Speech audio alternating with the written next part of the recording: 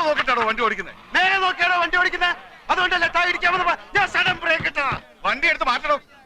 ആജ്ഞാപിക്കരുത്, അപേക്ഷിക്കൂ. ഇയാള് വണ്ടി എടുക്കുക. വണ്ടി ഞാൻ എടുക്കും. എന്റെ പൊന്ന് സാഗർ സാറേ, ഇനി ആ തീക്കളി വേണ്ട. ഒരു മണിക്കൂർ നേരം മരണത്തെ മുന്നിൽ കണ്ടുകൊണ്ടാ ഞാൻ ഈ വണ്ടിയിലിരുന്നത്. മരണം രംഗബോധമില്ലാത്തൊരു കോമാളിയാണ്. ആഗ്രഹിച്ചിരിക്കുമ്പോൾ അവൻ വരില്ല, പ്രതീക്ഷിച്ചിരിക്കുമ്പോൾ അവൻ വരില്ല.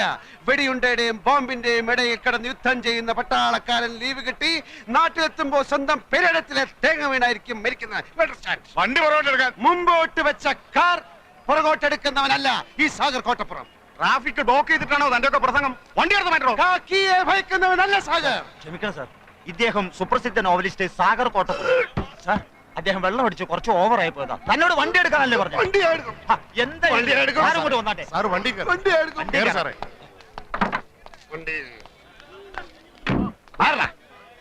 ഒന്ന് ചോദിച്ചോട്ടെ പോലീസുകാരെ, ഈ തഹസിൽദാരുടെ വീട് ഏതാണ്? ഈ തഹസിൽദാരുടെ വീട് ഏതാണെന്ന് പറയില്ല. ഓ, അപ്പോഴേക്കും പിണങ്ങിയോ? അല്ലേലും ഈ പോലീസുകാരിങ്ങനെ മഹാ തൊട്ടാവാടികളാ.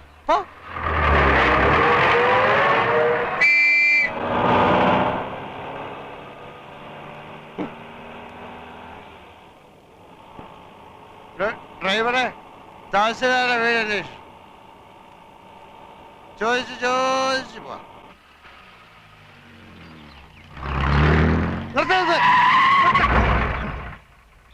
ഈ വീട് കണ്ടിട്ട് ഒരു തഹസിൽദാരുടെ വീട് പോലെ തോന്നുന്നില്ലേ? ഇത്രയും വലിയ ബംഗ്ലാവോ?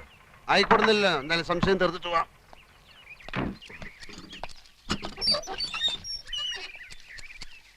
തഹസിൽദാരുടെ വീട് ഇതാണോ? തോട്ടക്കാര. തന്നോട് ഗേറ്റ് തള്ളി തുറക്കാൻ ആരാ പറഞ്ഞേ? തഹസിൽദാർ രാമകൃഷ്ണന്റെ വീടാണോ അല്ലയോ എന്നാണ് ചോദിച്ചത്. മുഖത്ത് കണ്ടില്ലേ? ഗേറ്റിൽ വലിയ അക്ഷരത്തിൽ എഴുതി വെച്ചിട്ടുണ്ടല്ലോ, അഡ്വക്കേറ്റ് ഗോപിനാഥൻ എന്ന്. എഴുതി വെച്ചത് മുഴുവൻ സത്യമാകണമെന്നില്ലല്ലോ. ഉദാഹരണത്തിന് ഞാൻ എഴുതുന്ന നോവലുകൾ വായിച്ചു കാണും. തുഷാരങ്ങൾ അത് മുഴുവൻ സത്യമാണെന്നാണ് വിചാരം. അല്ലേ? അല്ല, വെറും ഭാവന. ആനയുടെ വലുപ്പം ആനയൊക്കെ അറിയില്ല. കേരളം മുഴുക്കെ അറിയപ്പെടുന്ന നോവലിസ്റ്റാ സാറ്.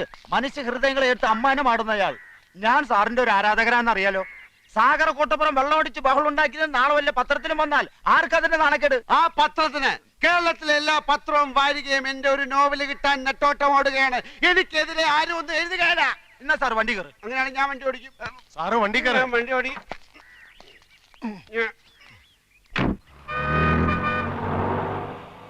സാർ എത്ര നാള് കാണും ഈ തഹസിൽദാരുടെ കൂടെ? 30 ആഴ്ചക്കുള്ള ഒരു തുടരൻ ഉടൻ വേണം. ഒരു സർവീസ് സ്റ്റോറിയാണ് ഉദ്ദേശിക്കുന്നത്.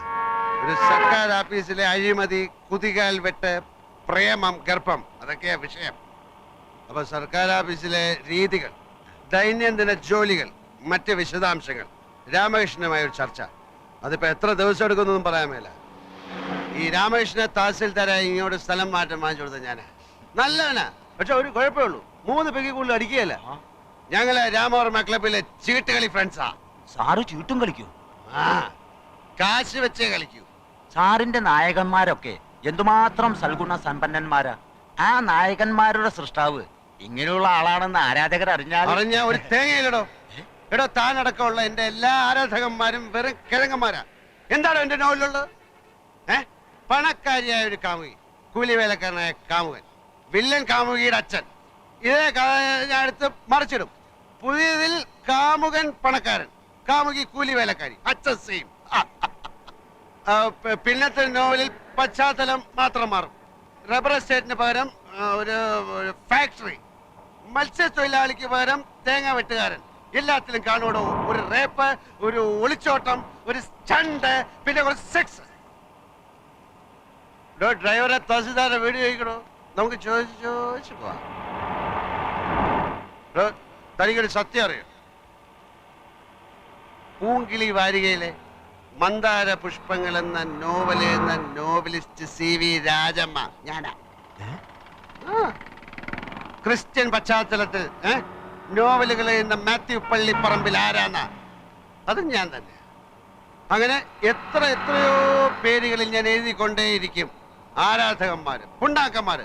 എടോ, ഞാനാകുന്ന നോവലിസ്റ്റ് CV രാജമ്മയ്ക്ക് ഒരു ദിവസം വരുന്ന പ്രേമലേഖനങ്ങളുടെ എണ്ണം 200 കൂടുതലാ.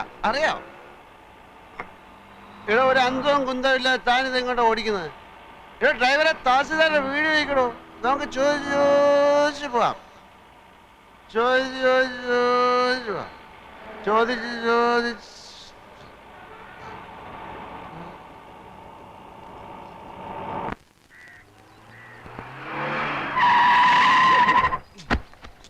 ആ ഇത് തന്നെ വീട്.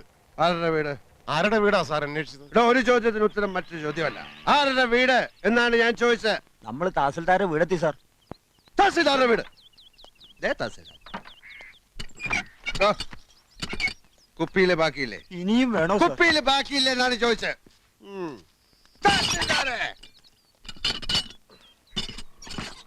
എടാ തഹസിൽദാരെ. Sir get out. ഞാനും തഹസിൽദാരുമായിട്ടുള്ള ബന്ധം എനിക്ക് അറിഞ്ഞൂടാ. അപ്പൊ ഞാൻ ഇനി എന്ത് ചെയ്യണം സാർ? താൻ ഇതുവരെ എന്ത് ചെയ്തുകൊണ്ടിരിക്കുകയായിരുന്നോ അതന്നെ ഇനിയും ചെയ്താൽ മതി. Good night and pay this cash to that driver. തഹസിൽദാരെ.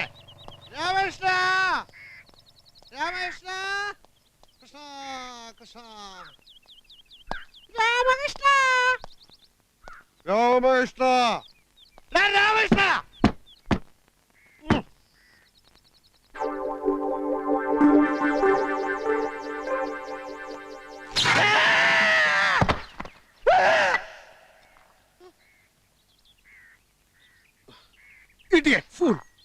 തഹസിൽദാരാണ് അത്ര തഹസിൽദാർ.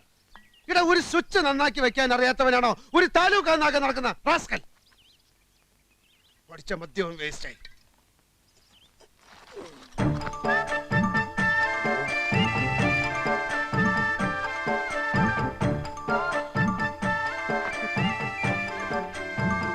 രാമകൃഷ്ണ. ഓ ഫ്രിഡ്ജൊക്കെ ഉണ്ടോ? അപ്പൊ സോഡ കാണും. ഇതിനകത്തേക്ക് ഞാൻ എങ്ങനെ അത് കിടക്കുന്നത്?